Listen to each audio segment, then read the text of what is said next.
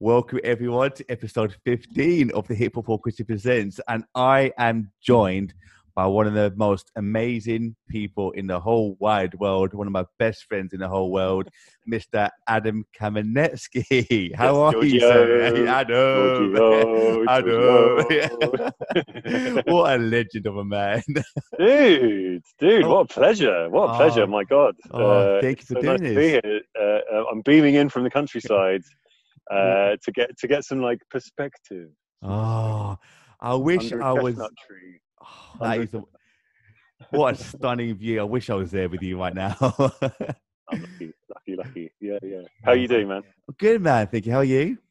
Yeah, well, thank you. Yeah, being well looked after. Just yeah. Everyone's healthy and happy, and yeah, it's Good, good to be outside this evening. Yeah. good. But you know what? I want to take it back a step, and now we Let's actually take it back. let's take it Yeah. back to good old Twitter days where I emailed you, didn't I? And I was saying You did. You actually, did. It was better than that. I've got like it was the most productive thing that's ever happened to me on Twitter. And I was not a believer at the time. I was like this Twitter is just not like it's not a thing. It's not. You don't get anything out of Twitter. And I was my little story behind that, because I don't think you knew this at the time. I was tweeting from my orchestra because I Mhm. didn't even do my own like Twitter account. So I had to hide. I was hiding. I was hiding behind my orchestra Twitter account. And yeah, and I was convinced that there was nothing actually ever really happened in the real world as a result of anything on Twitter. And I saw you'd followed the orchestra that I'd just started chairing, so that was Sinfonia Tamesa. And I was like, oh, I was going all the way back through the people who had followed it, because no one had been looking after the Twitter account for a while. And I was like, all the way down there. There's a request from you and Hip Hop Orchestra. And I was like, that's very rude that we didn't follow you back. So I followed you back. Literally within like seconds, you were like, kapow, with this message. Yeah. So it was a Twitter message. But yeah. We was because I remember when I initially emailed you. I think I emailed you or DM'd you on Twitter, and I've never got a quicker reply back in my Yeah. life. Yeah. Because I literally, I sent quite a long email to you as well. I was thinking how much obviously how much I loved your work, and if we could somehow work together. And literally immediately, within a few seconds, like oh my god, love your stuff. We have to do it together. I was like, oh, this is perfect timing. Well, yeah, I did. So not such a secret, but I'd been watching the early days of Hip Hop Orchestra, going, God, that looks really cool. Yeah. I've been like, he's got some strings, got a bit of brass, got some keyboard, got a DJ. I was like, how do I get in on this? How do I? And I think you'd even approached me to do some viola stuff, and I'd emailed you back, and you aired me, because I was Oh like, yeah. yes, this, I want to be involved. Oh my I want to be god. Yeah. involved. And you just, obviously a busy startup phase. This is like a new thing, and I never heard back. I was like, oh, he doesn't want another viola player then. It's fine. Uh, No one ever really wants a viola player, and really. It's okay. to this day, that's one of my biggest regrets. So, Uh, because obviously with me is but I I was I was ready. I was ready for another bite of the cherry yeah when I messaged you on Twitter, and I don't think you even knew it was me. That's the thing, because I was doing it through the Twitter account. yeah. So I was hiding, and I was like, I would really be interested in doing some stuff for Hip Hop Orchestra. And then yeah, we had one chat, and it was like, boom. How do we Exa- turn this into like something mega, mega, mega, mega, mega? I Yeah. know, and I remember you took me to that pub, didn't you? Where sort of like really unique beers, I think it was, craft beers. That's it. Lovely And crowd. since then, we've become like this.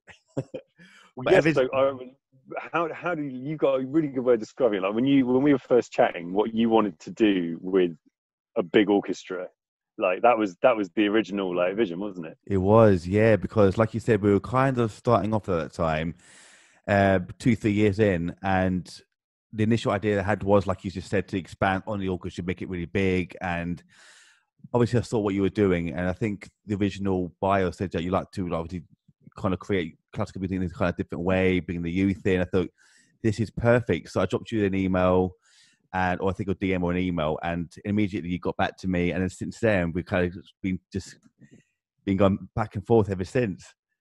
Yeah. Well, I think I remember that first chat. We just watched the the Ibiza prom had just That's happened. it. Pete Tong. And we're both just like, how do we do this? Oh my God, we've got to do this somehow. We've got to get, like, doesn't matter about Tong, whatever. We can do this. We don't need Tong. We can do it ourselves. Exactly. I think we never quite rode back from, like, until we can fill the Albert Hall with a 100-strong orchestra, and it was only after a lot of kind of being beaten down. We went to a few avenues of pitching.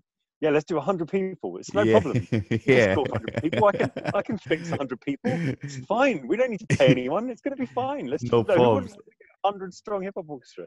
Oh my God, that was a dream. That might have been a bit more than we could have, bit more than we could have chewed in that early day. But yeah, God, it's been an awesome road since then, and just It really has. Seeing the hip hop orchestra grow and grow and grow and grow, and then, you know, the different artists coming in and the different gigs that have been going on. So it's I think we were right to think big. We've still got to think big. Of course we have. I think anyone that wants to dream big is doing the right thing, I think. So Definitely. yeah, now more than ever as well. It's like, exactly, how to unite and get virtual players together, and get the people appreciating music that they, you know, now more than ever might not have access to see live musicians and have people from different genres and different backgrounds all like collaborate on something that's fresh and new and different. And that was always what was the most exciting thing about this. And it was, you know, I went back to my orchestra after we had our initial message. I was like, so there's this guy and he's got this great idea, and we basically all need to just pitch up and play for free, which we do anyway because we're an amateur orchestra. And we've been chatting to people like the BBC, and they keep saying they want to do like collaborations with up and coming people, and maybe even, oh God, who is it they dropped? It was like, oh yeah, Craig David. They're like, yeah, we'll hook you up with Craig David. I was like, please don't say Craig David unless you actually mean Craig David, because that would be amazing. Clearly, like, you know, we'll hook you up with Craig David. Oh my God, I remember Craig David if you can't do Craig. And so went back to them, and obviously my orchestra's like, hell yeah. And then I think Craig David was a little less free than they made out originally. It was like, yeah, okay, well, we could have probably predicted that Craig wasn't just going to turn up and be like, what have you got? Let's just drop this. Just drop some scores here with the orchestra. Saying that though, like, after all those meetings, and they dropped me that email saying we got him on board officially. Did they? Oh my, yeah, I must have told you. Like, yeah, I must have told you. Like I was on the train back, I think, from a meeting or work or something, and they dropped me an email saying, look, okay, George, got some news for you. We got Craig David involved officially, thinking, oh my God, yes, officially. And oh my God. And that was a bit of that whole project was a bit of a roller coaster, wasn't it, really? It was well, yeah, I mean, I just saw that you'd like reconnected with Rob and in your last podcast, and yeah, like he did such good work just trying to get us through the system of, you know, the BBC, the big beast. And yeah, we got very close to being up in Salford doing a 100-strong recording, but I guess it wasn't the right time. It wasn't, but maybe it wasn't Craig. He seemed keen, but yeah, maybe Craig's support crew wasn't quite ready for definitely. But big massive shout out to Rob though for everything that you've done for us, so, and to you as well though for everything that you've done, because if it wasn't for you putting all the documents and the paperwork together and the potential funding as well, if it wasn't for you, it was like we were developing a kind of funding pitch for that, wasn't it? It was kind of pitch the project to the biggest possible cheeses, like Rob's boss's boss at the BBC. So I guess that was a learning experience, wasn't it? It really was, because obviously I didn't have much experience at all in terms of funding or putting pitches forward for funding. So I was literally asking a million questions, and at the same time I felt bad for asking a million questions, because obviously as busy as you are, I'm the type of person that asks a zillion questions about everything to make sure everything's correct. But I hate at the same time I hate asking too many questions because I'm thinking I'm annoying the person that's doing it. No way. Yeah, so like, okay, let's do this. You do that, I do this. Let's add that in. Let's tweak that. Let's change that. And then we got past the first round, which was amazing. And unfortunately, it didn't go any further than that. But like you said, it was a huge learning curve for us, and the experience we got from that, I feel, was brilliant. Yeah, and that's even like, think of all the different gigs that you've done and we've done, and all the different like collaborations that have come together means that I guess the next time we put that pitch in, hey, Yeah. Craig's team won't have the excuse to say no now. So, Exactly. we're looking out for you, Mr. Davids. There we go. We're coming for you. But you know, I've learned though that with the downs, it comes a big learning curve. And yes, obviously it was upsetting at the time, obviously, because we worked so damn hard on that project. But I just see everything as an experience now. So every down, I like to take. Okay, that worked. Maybe that didn't work last time. You just bounce back 10 times harder. You're like Exactly. you're unstoppable. This Yeah. man is unstoppable, people. just join us. Join us. Join us. 100 is only the start.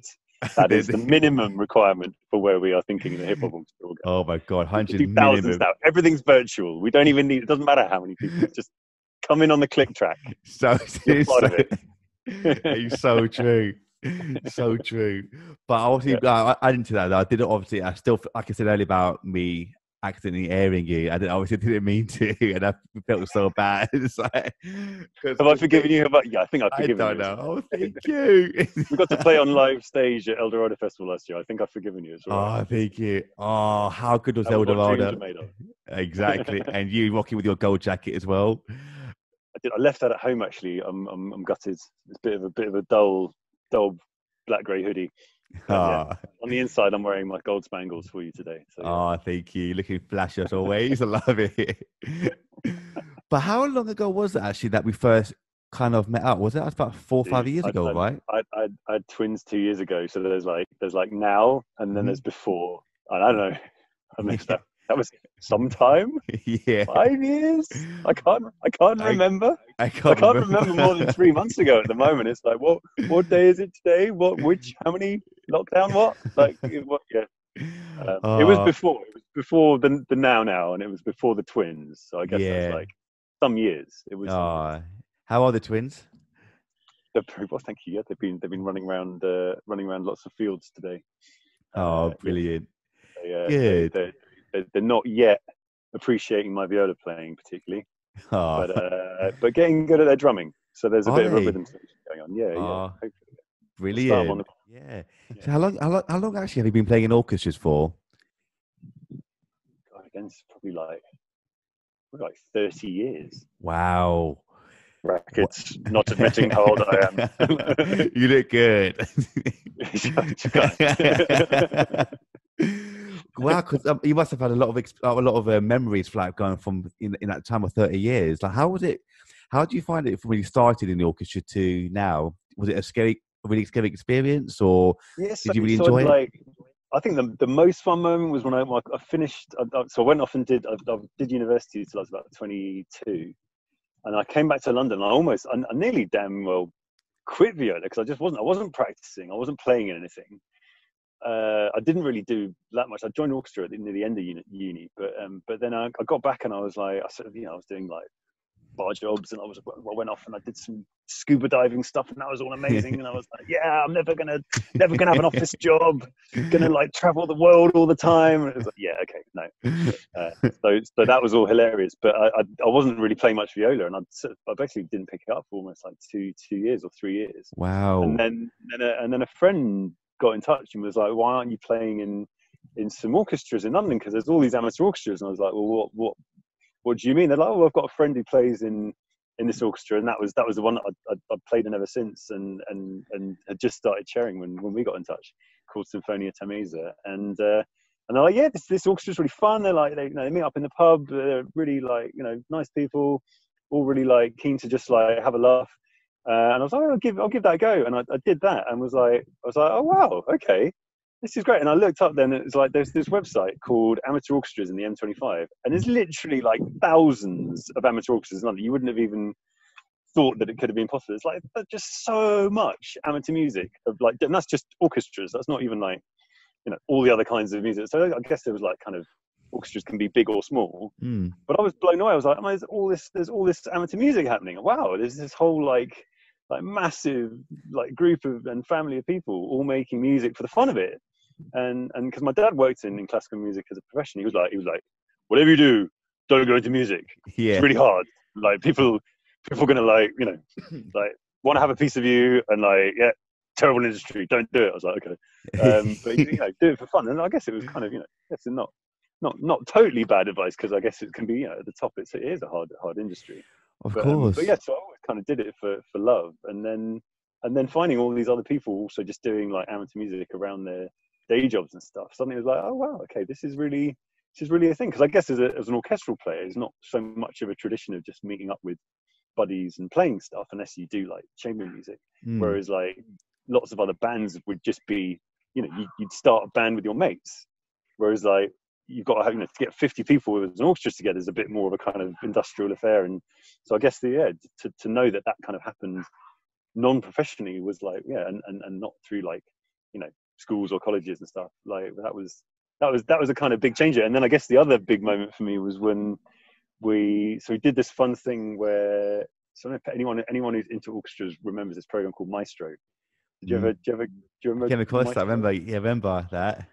It was like reality TV for like people pretending like or trying to be a conductor, and we put ourselves forward, our orchestra, as being like a kind of practice orchestra for the TV show, and they got us Goldie, so like Goldie pitched up, and I was like, oh my God, it's Goldie.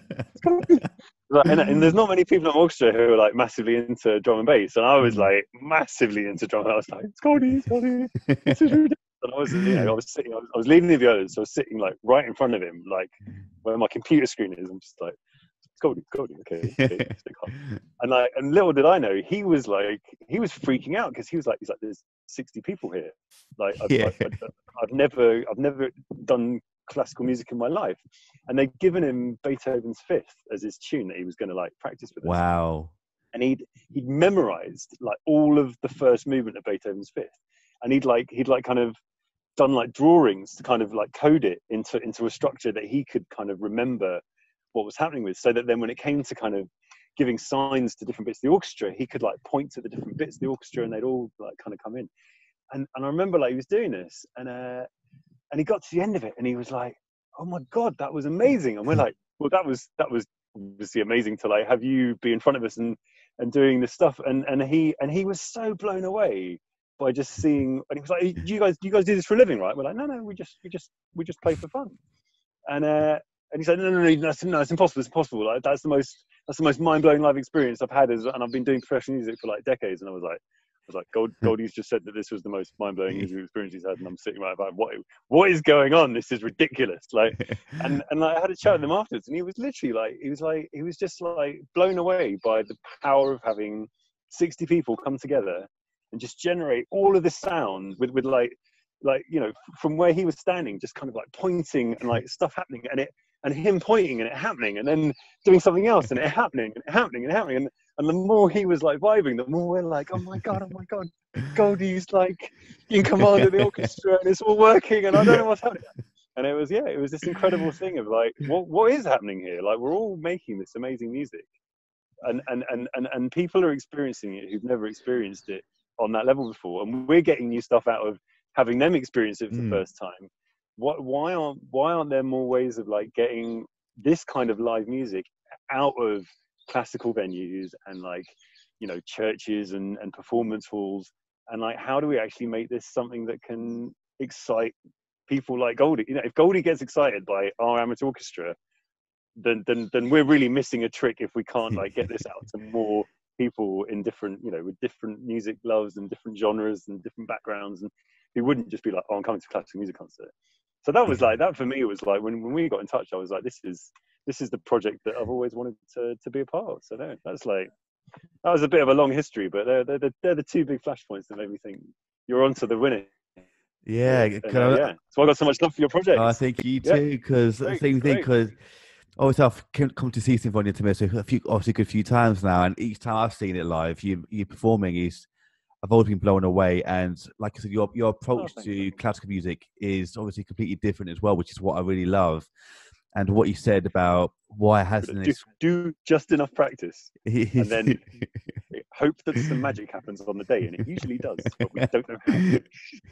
Do your practice, kids. Just enough practice, not too much, just enough practice, and then it'll be right on the night. It's fine. Oh, but Mark, you know what I'm saying? That is there any kind of footage actually of that event? of the maestro? No, we were brutally cut out of almost all the actual stuff that went on air, because we were just the warm-up orchestra. Oh, man. But there are others who can vouch for Goldie's amazing time we had. And if Goldie, if you ever want to come back, oh, I saw you at Printworks about 6 months back, and I was like, Goldie, you went every day. Time like Beethoven's Fifth.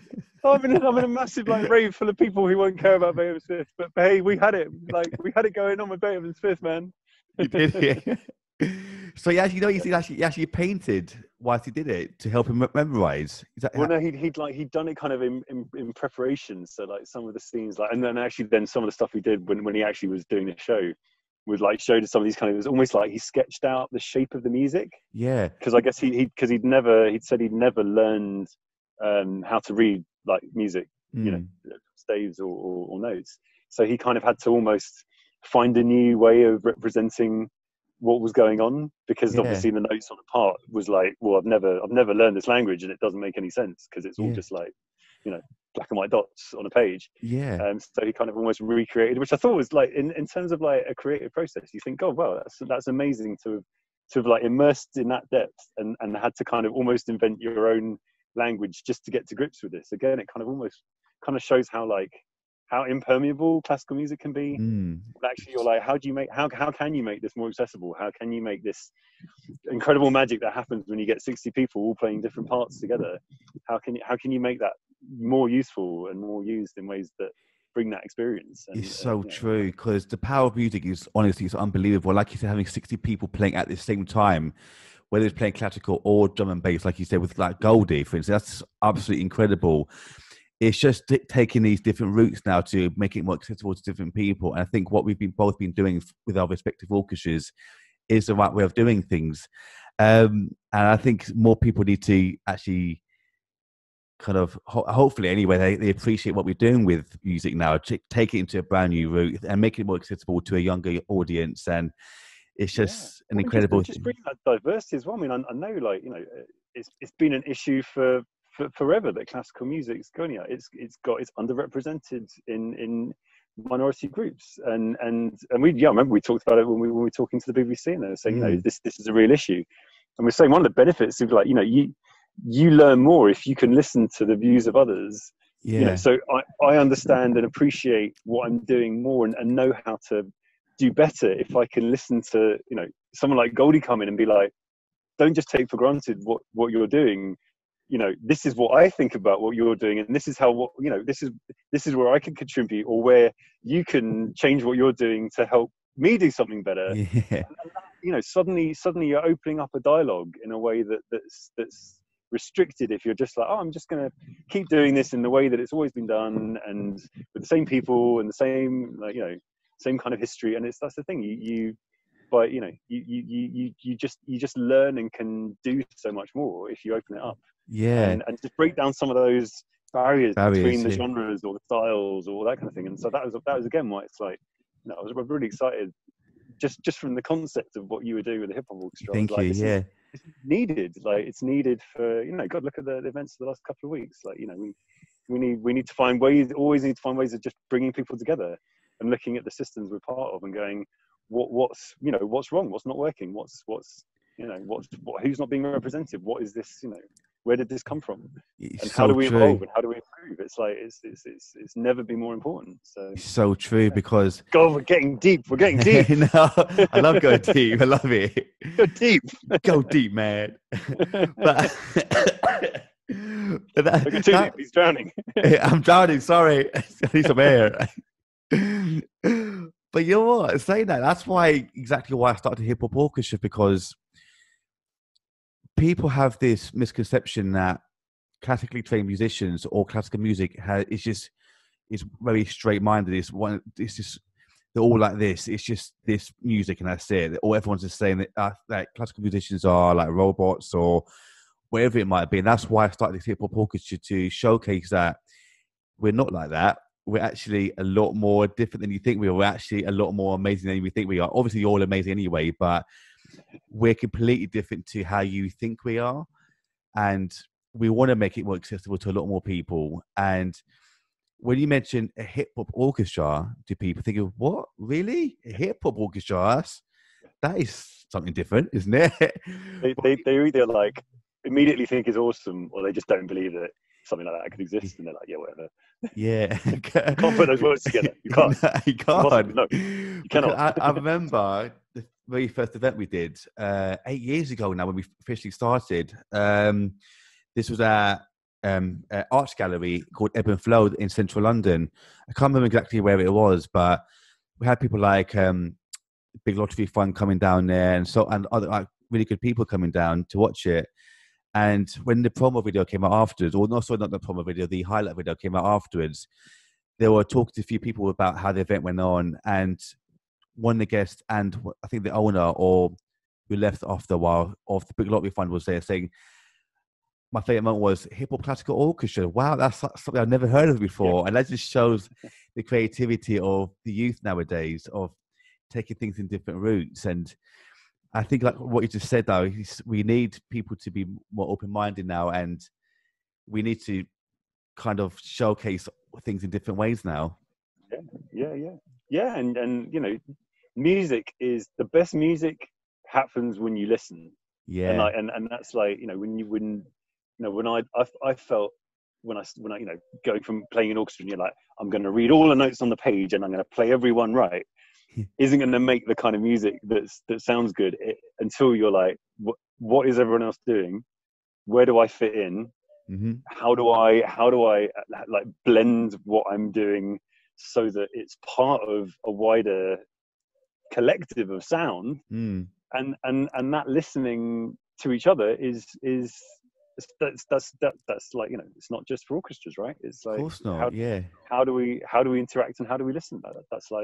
That's the message that's like, you know, just seems so important, and that's why this, you know, this as a concept is like, well, how do we listen and learn from different kinds of, you know, genres and artists, and how do we then get out into, you know, I don't know how we ever do flash mobs again. Oh, you know, I reckon we can still do that.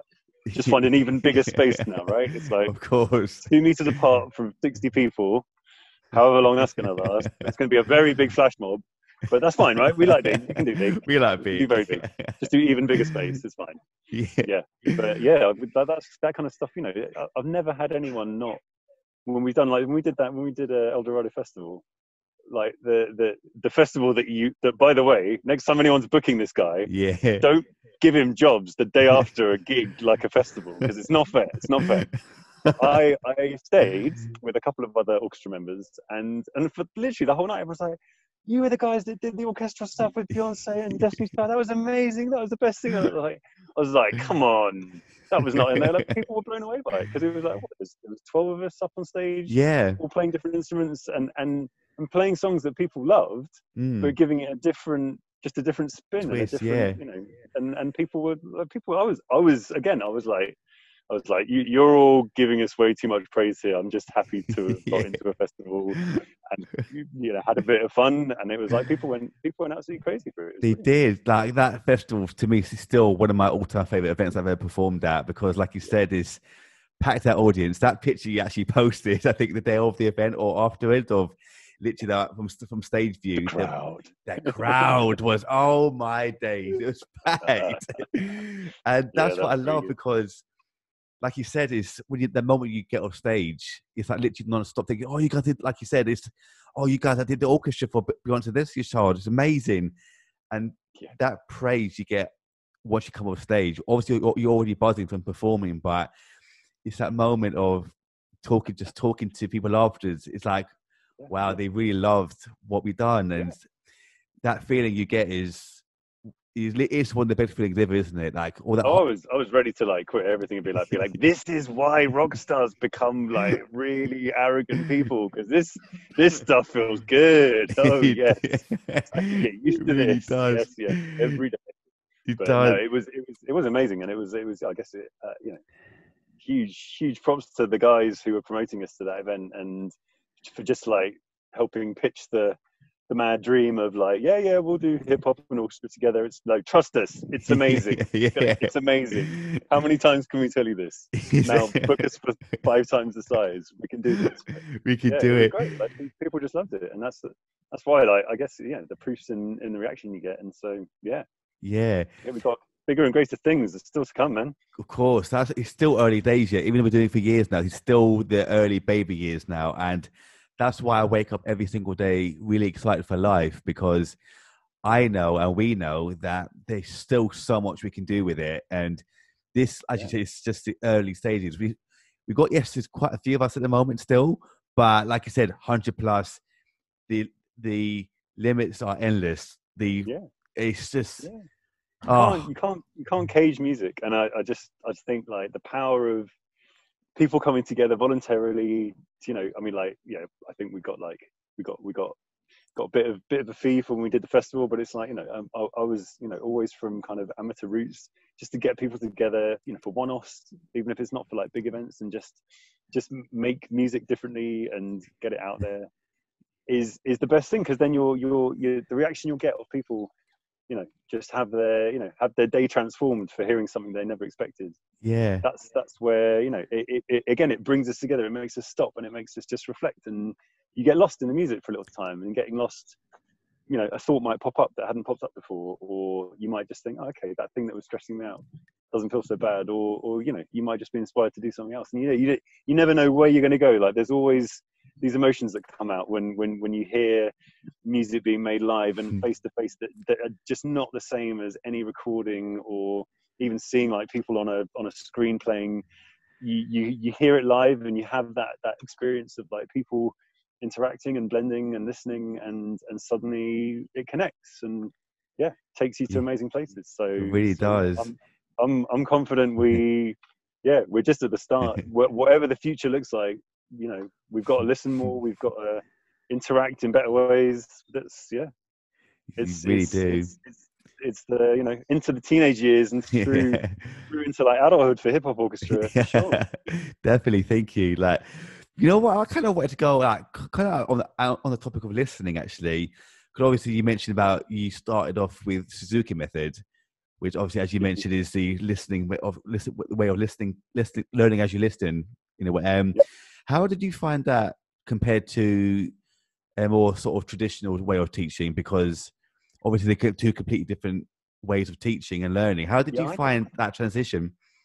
I kind of like the listening method more, because I guess, I don't know whether that was more my style, or whether because I did that early, it was kind of, that became my style.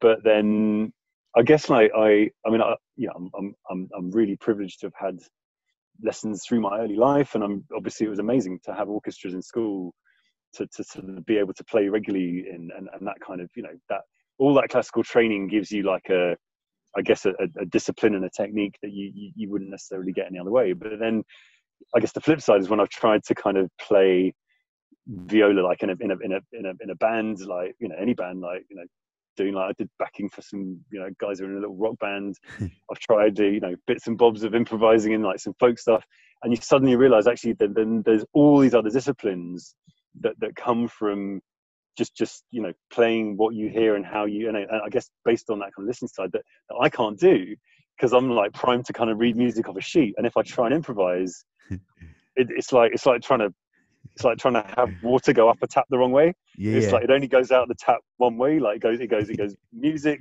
to brain to listening to playing, kind of in that order. And if I try and do like listening to like fingers to brain, like just the whole, it doesn't work. The wires don't connect, and I just end up going.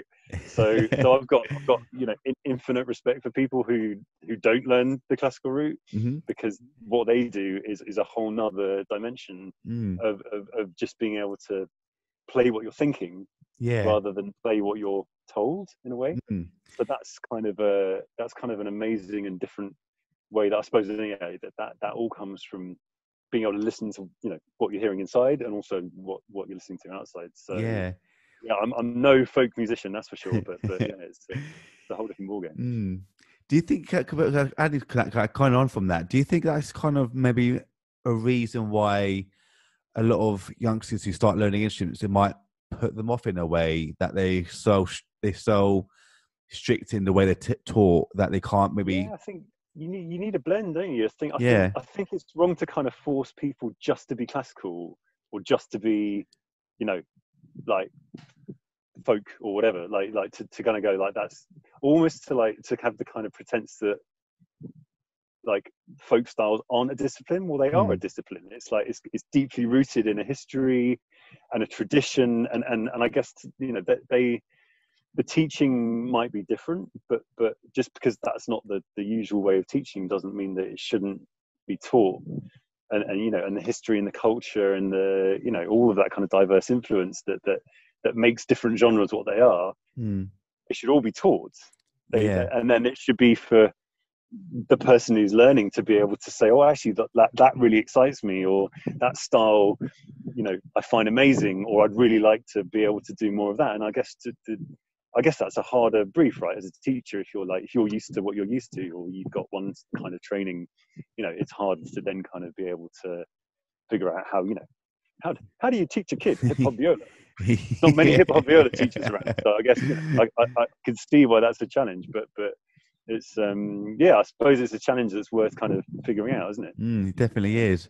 Because I remember hearing a quote which I like to use in my teaching is. It's just got out of my head now. The tap. Teach how they learn. Don't force them to learn how you teach. Exactly. And I think that's a really good quote, because obviously everyone learns in different ways, and you shouldn't force them to learn how you teach. Teach how they learn. I think that's a really good quote. And like we said, like everyone learns in different ways. And you said you obviously like someone like yourself who learns better by listening, and Suzuki method's perfect for that, obviously, because he's focused on listening. And I think just teach how they learn. Don't force them to learn how you teach. It's I think something like that is really beneficial to any teacher out there, because there are teachers out there that force you to learn in a certain way and drill them. Like, you must learn it this way. You must learn it this way. Why learn it that way if they're struggling that way? I think just tweak it slightly to make them learn and have fun with the subject, because I said earlier, music is such a powerful thing and such a fun thing as well. Fun subject. It's got to be fun. It's got to be fun. That's has to be fun. The most brilliant thing about it is that it's like it's so enjoyable, and it's like, you know, you got to help find that fun in people. You know, if they're not responding to one kind of thing, well, yeah, okay, fine. That's not the right way to do it. There's all these other ways out there. You know, it's music's infinite. It's like there's no right or wrong way, as long as you're getting something out of it and you're contributing, you know, and you're interacting or you're listening. You know, that's the thing. It's so true. And you never stop learning. Like, God, I've not had lessons for like 20 years. I could use some lessons probably. I don't even want to know what my technique's like compared to when I was 18 and I was like having lessons all the time. Oh my God. Yeah, you should never stop learning. And it's like, it's so true. Because I remember talking about lessons, actually.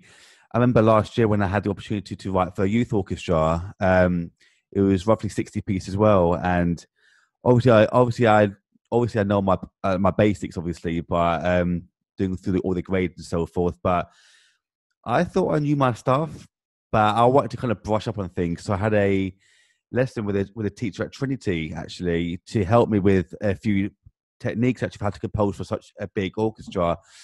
And wow, I thought I knew my stuff, but I was like, okay, I should do this. Like, there's so much more to learn.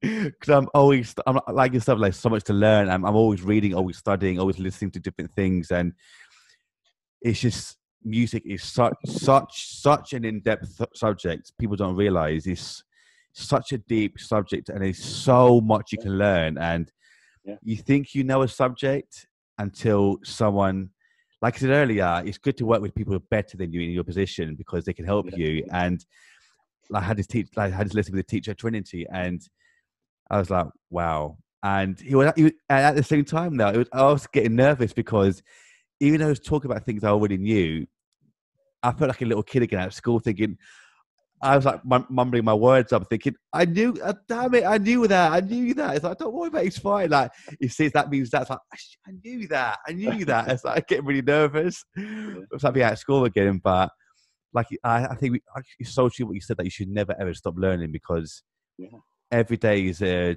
new day to improve on yesterday. Yeah. And there's so much to learn out there. So that's why I wake up every day excited, because there's so much to do, so much to learn, and there's so much content out there as well now. We're so blessed to have access to Wi-Fi and the internet, and you can literally get lost in a rabbit hole of learning.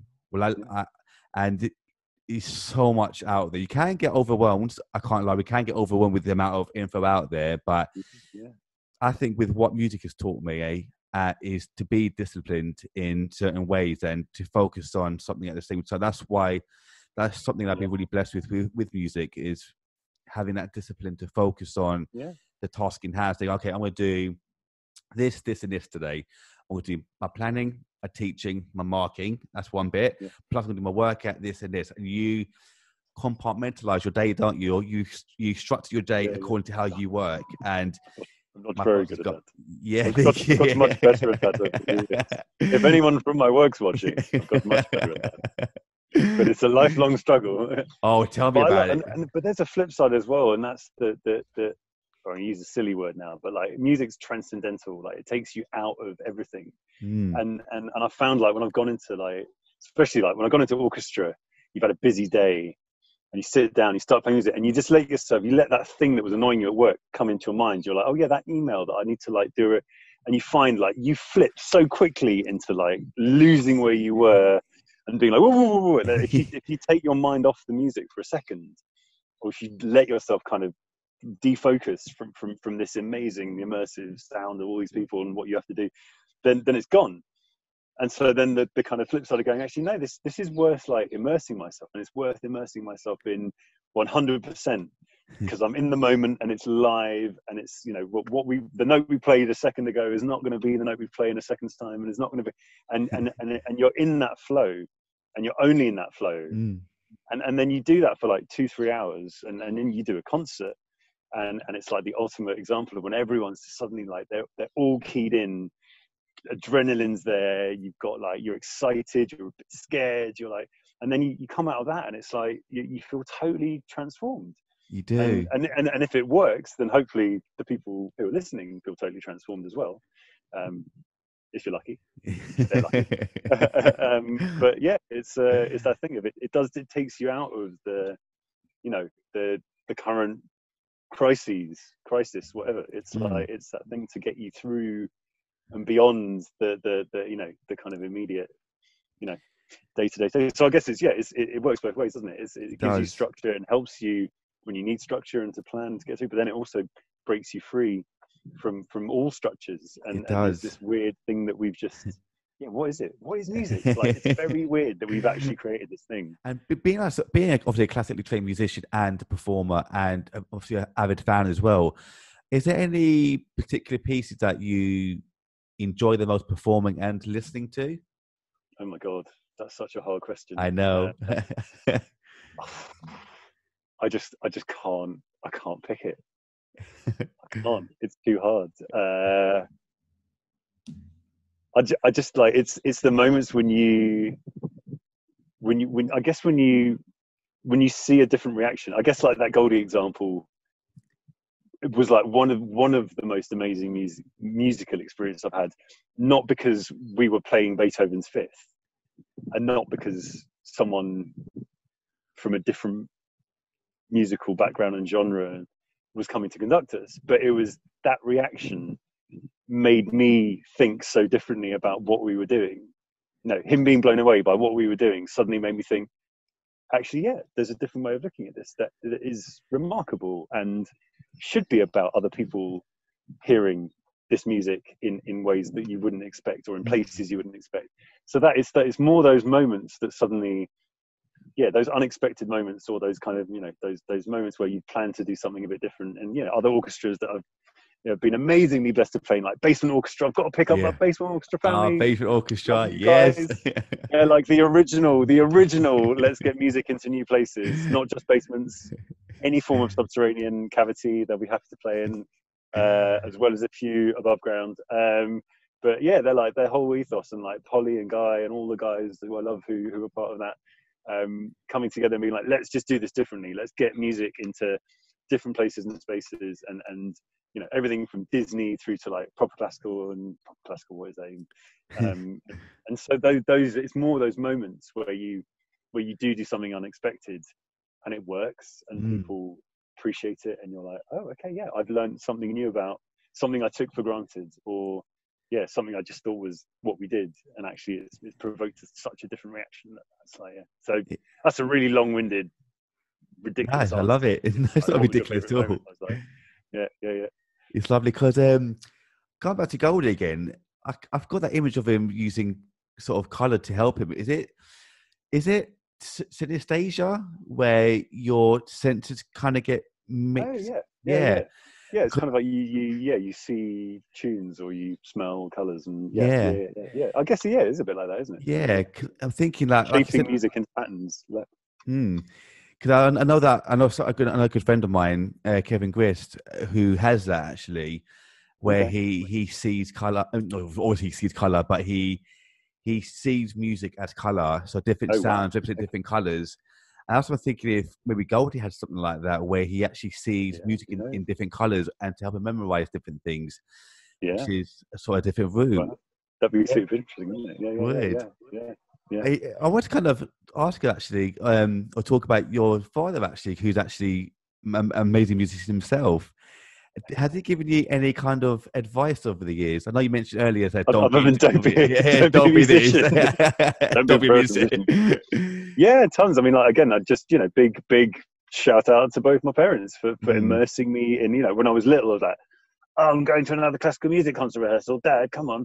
And actually, I saw because he worked for a classical music conductor, and so his life was organising these concerts of some of the world's greatest orchestras, and going not just in England. I got to go to some other countries, and kind of go and hear these people playing in rehearsal or live. And at the time, it was like, I guess I was too young initially to sort of even realize what it was I was hearing. But then only kind of, it's getting with my teenage years, because I'd heard all this music, I was like, God, this is kind of amazing that I've heard the world's best musicians playing, this immense legacy and history of works that are represented by what is called classical music.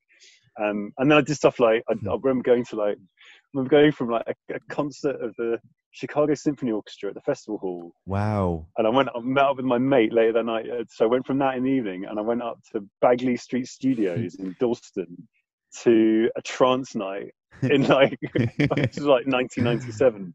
Not revealing my age. And I was like, I don't think many people at this trance night were listening to classical music live an hour and a half ago. And I was like looking around this room of people, all like, everyone's going completely nuts to trance. And I was like, yeah, come on, there's room on us both these things. And it was like, so maybe that was the original origins of genre mashing. It was like, so no, obviously, like, massive amounts to be thankful for, like, my dad and his work, and both my parents putting up with the scratchy, just keeping me supported through it has been amazing. And so massive shout out to your dad. I remember that amazing event at the Royal Albert Hall we went to together, which that was amazing. The World Orchestra for Peace. The World Orchestra for Peace, that's the one. And I remember your dad made me laugh so much that night. He was on it that night. He was really busy. I love your dad so much. You made me laugh my head off so much. When if you need a good fixer, Charles Kay, he's your man. He knows his thing when it comes to fixing. He will fix a big orchestra. He will, and get it done with some big conductors at the helm. He's a man for the job. He does. Like, I want to find out actually, because obviously with having parents who obviously are within music and fantastic as they are, do you think that kind of adds a kind of pressure to you growing up when doing music, or does it really help you to become much better? mean, I've got so much to be grateful for that they, you know, they had resources and means to put me through a school that had an orchestra and paid for, you know, all the music lessons. And so I get, you know, again, it's, you know, I guess I'm very aware of that privilege and I never felt like that there was pressure from that side of it. And I guess like you do, like when you're little, you need someone to be like, do your practice. Yeah. And there were times when it's like, I want to do a practice. And then, you know, you've got that kind of thing of like, you've got to get past those early days of scratchy and to actually kind of, until there's a bit of self-motivation behind it yeah, I guess you do need a bit of a figure kind of being like, no, you're going to do your practice now. And one day you'll thank me and you'll be like, yeah, whatever. But yeah. That's fantastic. Most 99% gratitude, 1% pressure when needed. Yeah, that's good. That's brilliant. That's really good. Oh, I just actually, how crucial do you think it is for someone who's helping you, working with you, to help to prioritize health and family over anything else? Because you said, obviously, Mark prioritizes mental health and your health and family before work. How important do you think it is for someone, say a boss or a leader above you, to guide you like that? How crucial do you think it is for someone to be in that position to help you? It's all there is. It's all there is. And I you know, I had a role where I had someone, like, I guess I was their manager when I was like 27 or something. I was a terrible manager because I didn't have a clue. I didn't have a clue what good management was. And so I was always like checking their work. And they were lucky. They were a bit older than me, from a very different background. And actually, luckily, they were patient enough to like school me in how to be like a better manager. And like, so Judy back in the day, thank you, Judy. But you know, that kind of perspective of like, your only role in a leadership position, a management position, is to provide the support and the guidance and the set the space that someone can deploy their talents within. That's your only role. And when things get tough, that you take the flak if something has to go up the chain. You know, your team doesn't take the hit. You're the manager. It's your role to manage up and to, you know, if things get tough, to protect, you know, your team and make sure that you know, there's no blame, and that there's, you know, that you're the point person who I guess has responsibility. And that you know, it all needs empathy and that real focus on, you know, the important aspects of being a human and what is more important than your health and your family. Of course. It's so true. It's so true. So that, you know, that first, and then, you know, and then how you treat others and making sure that there's a respectful and inclusive environment for, you know, for other people, you know, to interact with your team and with your, you know, and as colleagues. That's probably then the next most important.